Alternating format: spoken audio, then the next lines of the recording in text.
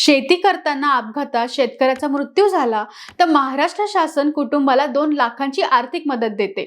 शेती म्हणजे रोजचा धोका। ट्रॅक्टर, वीज, विहीर, अवजारे, साप, विंचू, अपघात कधी होईल सांगता येत नाही। म्हणूनच प्रत्येक शेतकरी कुटुंबाला गोपीनाथ मुंडे शेतकरी अपघात विमा योजना ही योजना नक्की माहीत असायलाच हवी। समजा शेती करताना गंभीर अपघात झाला आणि शेतकरी कुटुंबातून कायमचा दूर गेला, तर अशा कठीण वेळी महाराष्ट्र शासन कुटुंबाच्या पाठीशी उभा राहतं आणि 2 लाखांची आर्थिक मदत देते।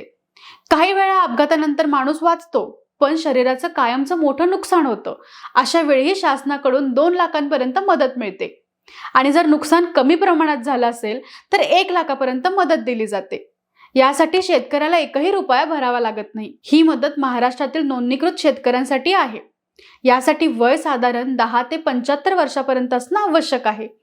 अपघात शेती करताना किंवा शेतीशी संबंधित कामात झालेला असावा।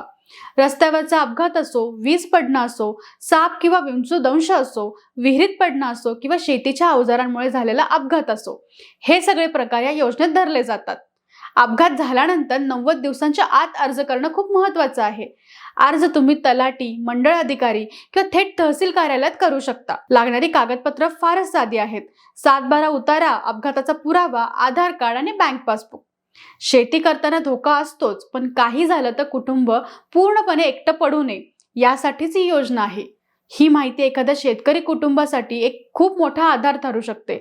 म्हणूनच हा व्हिडिओ नक्की शेअर करा।